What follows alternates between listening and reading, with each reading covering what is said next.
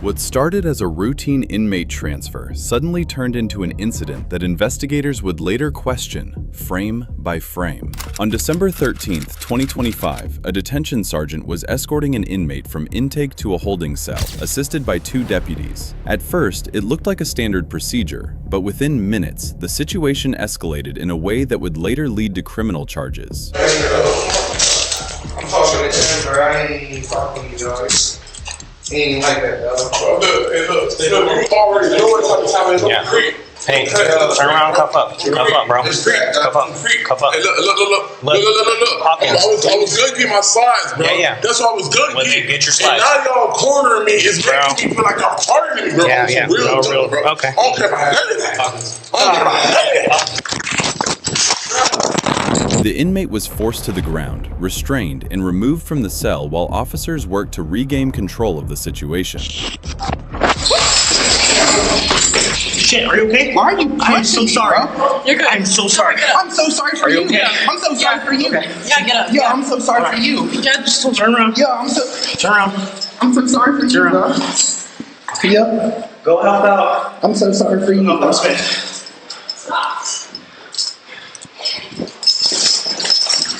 Can all deputies second floor, please? Don't get in my face like. Yeah. Don't get in my face like.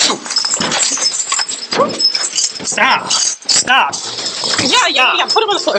Yeah. Get a stick max, please. Get a stick max. I told you to stop.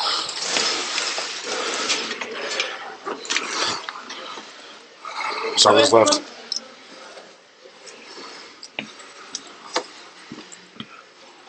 Which arm are you releasing, Smith? Left. Left? Okay, left. He left. Alright. It's off. You ready? Which one is it? Okay. Stop resisting. Stop resisting.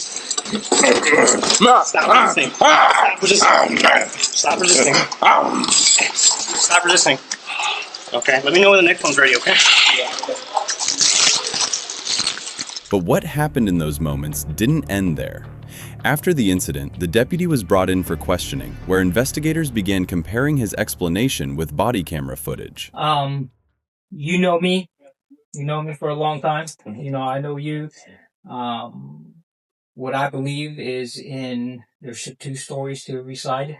Obviously we have, one individual side of the story. What I want to do today is give you an opportunity to give me your side of the story. But because this is a criminal investigation, I want to get your side, get your explanation. I've already heard from him. Now this is the opportunity for you to give me your side. Obviously, there's two sides to every story. Our job is going to be to determine, who's telling the truth. And it is what it is. I am going to tell you, I've been doing these type of investigations for a long time. The one time that people usually get jammed up is when they start telling lies. It's better to tell the truth from the beginning and say, maybe we could have done better or whatever the circumstances are. But like I said, I want to give you an opportunity to give me your side of the story and see what happened on that day. Obviously, you know what I'm talking about, right? The one that's pertaining to Hawkins? Yeah. Okay. Yeah. Okay. So this is your Miranda rights. I have to read you these because this is a criminal investigation. So what we'll do is read this together. You don't have to fill anything out. We'll just read it together, okay? Mm-hmm. You have the right to remain silent. Do you understand this right? Yes. Anything you say can or will be used against you in the court of law. Do you understand this right? Yes. You have the right to talk to an attorney and have him or her present with you before and during questioning. Yes. Do you understand this right? Yes. If you cannot afford to hire an attorney, one will be appointed to represent you at no cost to you before and during questioning if you wish. Do you understand this right? Yes. You can decide at any time to exercise these rights and not answer any questions or make any statements. Do you understand this right? Yes. Okay. Do you understand each of these rights I've explained to you? Yes. Having these rights in mind, do you want to give me your side of the story? Yeah. Because, I mean, you can tell me as much as you want, as little as you want. You can, at some point, say, I don't want to answer that question, or I prefer not to answer that question. This is pretty much the ball is in your court. I did not hear. I'm hard of hearing. What did you say? Do you want to give us your side? Yeah. Okay. All right. So tell me what happened. So we had gone called for 10:15. That was in the side court. I guess there had been a fight earlier that day at the billiards, and then with that happening, decided to bring him to the side court and still being a little aggressive. So I was like, okay, you know what? I'm just gonna leave him inside 8, op at 2, wait for him to cool down. An hour passed by or so, still didn't cool down. So I was like, he was kicking the door, being belligerent. So I was like, okay, I'm gonna go put you in a eyeball. With that happened, I had escorted in the eye block, told him to face the wall, kneel down for his safety so that way he doesn't try to run when we try to take off the cuffs. I told Hawkins, I was like, hey, you can go ahead and pack up your stuff, bro, if you want. If you want to stay here, Dad's cool too, but he's coming in here. He's like, no, I'm not cuffing up. I was like, all right, now I'm telling you, you gotta move, bro, because you're being a little, you're getting high rate, and you're being a little bit, like the situation can get volatile really quickly. One thing led to another. He had started basically saying that we were gonna have to fight him, put him in a restraint chair. I was like, I really don't want to, but he came basically. However, we got close to him, and I was like, you know what, turn around, cuff up. He refused all verbal commands. I told him, my officers told him, turn around, cuff up. Still refused. In the midst of it, he basically bowed up. He started talking, getting in my personal space. He spat over me, and then I had my cuffs in my fists, and I was like, I don't want to accidentally anything possible to happen. So I put my cuffs back in my pouch, but I seen my officer had his cuff.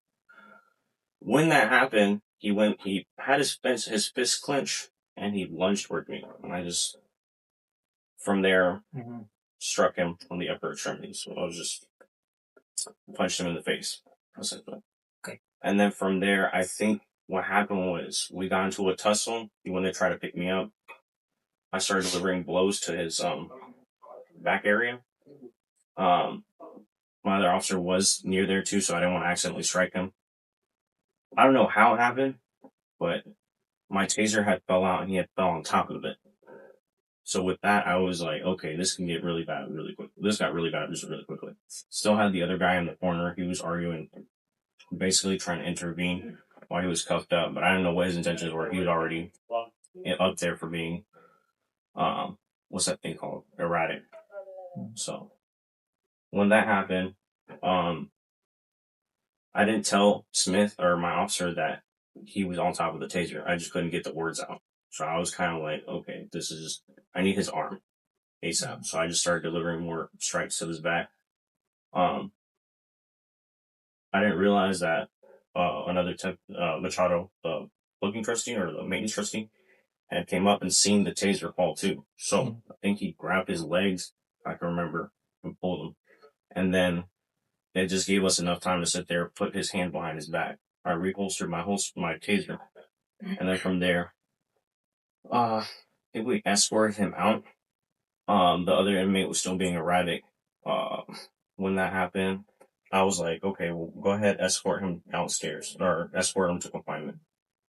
The other inmate was still being erratic. He had basically walked right past, or him and Ramos were being escorted. She was escorting him, and he was still pulling away. So I grabbed him, slipped, and then in that instance, I had kicked him as well. From there, I was like, hey, man, my bad. I apologize. But stay there. Like, this got really bad really quickly. From there, I told him to lay down, stay right there. And I went to go hear what's going on with Hawkins, because I heard him and Smith arguing back there. They sounded like they were wrestling or fighting. When that happened, I went out. I saw me and Smith had exchanged places so he can secure the doors. He had the keys for the eye block. In that moment, he turned around and spat at me. Well, I don't know, he just turned around and spat, so I hit him again, and then hit him again, and then I told him to get down on the ground. We got him to the ground, and they were like, okay, let's get a spit mask. Let's go ahead and put him in the restraint chair. From there, we picked him up, put him on the restraint chair, and it was fine until the cuffs started to come out. So I gave him more strikes to the upper torso until we managed to put his arm back in. So from there, I think I told the guys to go ahead and escort him to Alpha. Okay. So it seems like a lot of stuff happened. Let me go back to the very beginning. So this whole thing pretty much transpired with a new arrestee that was being brought to the jail, and it sounded like he was being belligerent. Do you remember who that arrestee was? Sullivan Lopez. Sullivan Lopez. So he was being brought up. Okay, so you ended up taking him to Alpha 2. Pretty much, you said to cool down, or? Yeah, to cool down. I didn't take off his cuffs because he told me that if I take off his cuffs, he was gonna fight me. So I was like, wait till I take off these cuffs. I was like, well, I go say I'm not gonna take off the cuffs. Okay, so he made verbal threats. Wait till you take off the cuffs. Yeah, and he's gonna fight you. Yeah, he's pretty big. I think he's like 220, 210, somewhere around there. So, all right. So you left him in Alpha 2 with the cuffs on. Okay.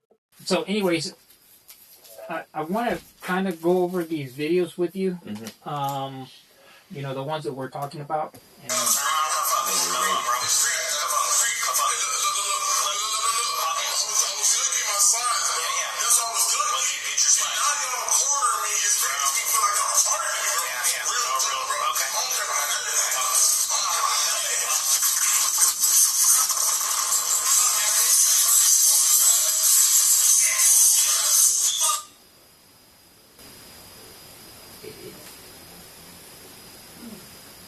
I didn't hear the threat where he was going to beat you up. That's the reason I'm playing it. I'm not being facetious or like think it's a joke or anything like that. I'm truly trying to get to that point.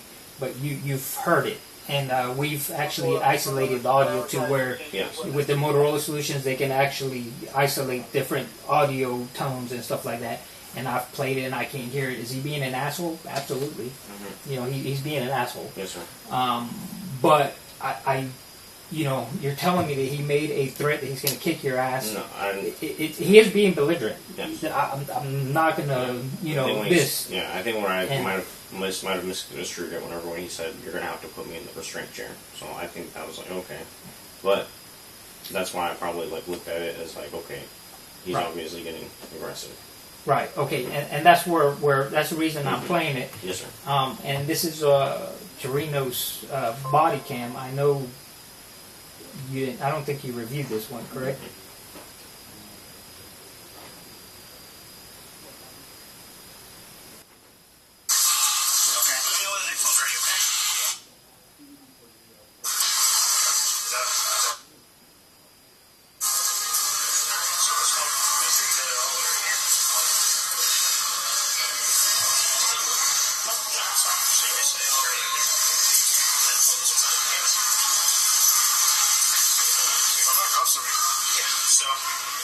Somebody focus on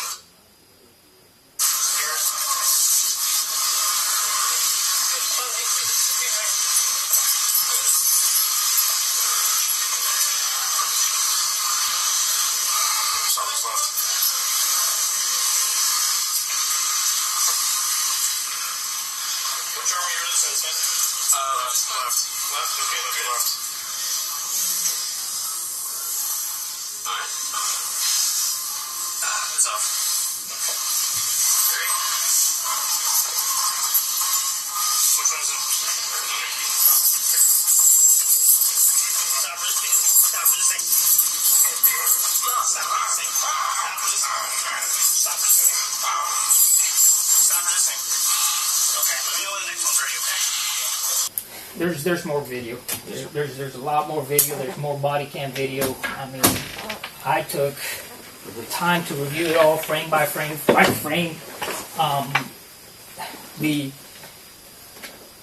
I had discussions with people. I had discussions with Detective Calvet. Sometimes people deserve things. Sometimes you got to do what you got to do. You got a job to do and stuff. But sometimes things are excessive. And sometimes we get hot-headed. We need to know when to step back and let somebody else take control because we're pissed off. Have you done verbal de-escalation training? I I think they kind of go. I haven't done like CIT or anything like that. Yeah, well, de-escalation during, I know Ethan does that, talk to people, calm them down, talk them down, negotiate, talk. Yes, talk. I think we just went over it like yesterday for what's that thing in service. For in service, okay. And then the next thing is like I said, we have 4 incidents here. The very first, and then at one point you said it felt like he was lifting you. I looked at that video, and I'll be honest with you, it's not that he was lifting you, it's that Smith was pulling the opposite direction. While he's grabbing onto you, and then Smith is pulling him, so it's causing, this is being done right here. See, the other time I didn't know that. I thought he was right. Then Lopez, we have the situation with Lopez. Then we have the situation outside, and like I said, he spat on you. I'll give you that one. I'll give you that one too. But at some point, you got to be able to say, enough is enough. Like, I'm not gonna, get the guy down and continue, throwing blows. The chair, same thing. Yeah, he tensed up. Chirinos, he's a big guy. I mean, he's got the arm, and Ramos is there, so if need be, they can do this. And like I said, after the first 2-3 blows, they finally get that strap, and you're so fixated on him that you just keep, delivering strikes. I'm gonna tell you now, that's just, it's unnecessary, it's uncalled, it's excessive, it's abuse of power. Okay? Yes, sir. You got anything? No. Alright. That's it. Alright, man. Yes, sir. We're putting you on the ref, okay?